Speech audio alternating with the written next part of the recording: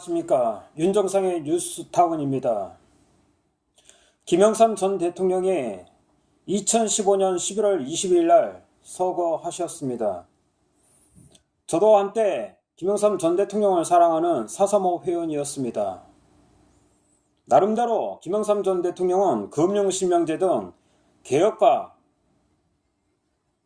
민주화를 위해서 헌신한 대통령으로 저도 알고 있습니다. 그러나 김영삼 대통령에게도 공과는 있는 것입니다.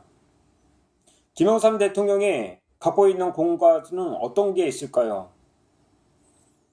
오늘은 김영삼이 망쳐놓은 5.18 역사 박근혜가 바로 잡아란 내용으로 말씀드리려 합니다. 김영삼 정권이 퇴임을 1년도 안 남기고 저지른 역사 바로 세우기는 진정한 의미의 역사 바로 세우기가 아니라 단지 어제의 동지였던 전두환, 노태우에 대한 정치보복 그 이상도 이하도 아닌 것으로 밝혀졌습니다.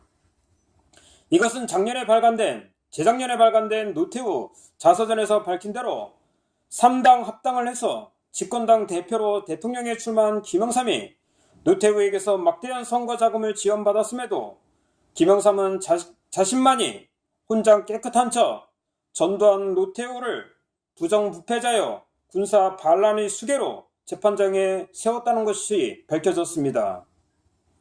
이렇게 김영삼 정부는 1997년 두 전직 대통령과 관련자를 처벌하고 5.18을 국가기념일로 지정했습니다. 이 와중에 언론에 도배된 내용이 역사 바로 세우기였으며 성공한 쿠데타를 처벌하는 이유를 자라나는 아이들과 후세를 위한다는 내용이었습니다. 또한 2002년 김대중 정권은 5.18 민주유공자 여우에 관한 법률을 제정해서 5.18 희생자 및 관련자들은 명실공히 5.18 민주화 유공자로 인정되었는데 지금까지 그 숫자는 5,000명이 넘었습니다. 김영삼의 역사 바로 세우기는 한마디로 목택동이 문화혁명과 같은 광풍이었습니다.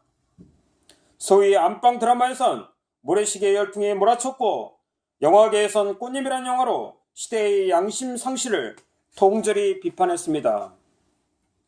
전두환 노태우의 군사 쿠데타는 처벌받아 마땅했고 부정부패에 대한 처벌은 당연한 역사의 귀결이었습니다. 문제는 이들이 기득권을 박탈하기 위해 5.18에 대한 성역화 작업을 했다는 것입니다. 더군다나 역사적 사실에 대한 면밀한 사전 작업도 없이 소위 카더라란 광주 시민들의 주장과 추측만으로 무장폭동을 일으킨 자들이 누구 도움을 받았는지 북한 특수군이 수백 명이 침투했는데도 이들에 대한 정확한 조사와 뚜렷한 증거자료도 없이 단지 깜빵 한 번 갔다 왔다는 기록만으로 거의 모두 5.18 유공자로 보상을 받았다는 것입니다. 그리고 그 보상은 지금까지도 받고 있는 것입니다. 1980년 당시 영구대생 600명이 수행한 40여 곳의 무기고 탈취와 항쟁은 정규군인 공수부대조차도 감당할 수 없을 정도로 치밀한 작전이었습니다. 이들 대학생이 북한 특수군인지 밝혀낸 분이 바로 육군사관학교를 졸업하고 미 해군 대학원에서 박사학위를 받은 지만원 박사이고 이런 사실을 널리 공표한 매체가 뉴스타운인 것입니다. 김영삼 전 대통령은 퇴임하기 바로 전에 국가를 IMF 외환위기 속에 몰아넣었고 한보 비리로 자신이 처한 김현철이 법정 구속되기까지 했습니다.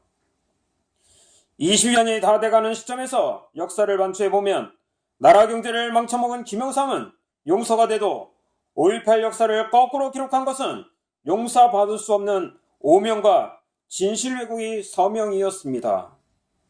김영삼이 당시 역사 바로 세우기를 제대로만 했다면 김대중 노무현 같은 종북 반역 정권은 탄생하지도 않았을 것이고 남한 정부의 대량 현금 지원이 없었다면 북한은 핵무기를 만들 수도 없었을 것입니다.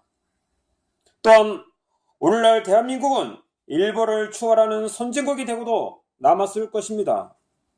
그런데 김영삼이 한 역사 바로 세우기가 얼마나 독단적이고 감정적인 정치보복 수순인지 오늘날 모두 밝혀지고 만 것입니다. 잘못된 5.18 역사는 빨갱이들이 바로 할 기회만 준 게 아니라 대한민국에서 자라나고 배우는 어린이들과 젊은이들 영혼과 양심을 파괴하고 있는 것입니다. 언제까지 이런 억측과 왜곡된 역사를 우리 자손들은 강제로 배워야 할 것입니까? 박근혜 대통령이 지난 5.18 역사를 바로 세우지 못한다면 5.18 진실을 알게 된 분노한 국민들이 정의수복 차원에서 정권을 행사하여 5.18 역사 바로 세우기 심판을 할 날이 조만간 도래할 것입니다. 이상 윤정상 기자였습니다.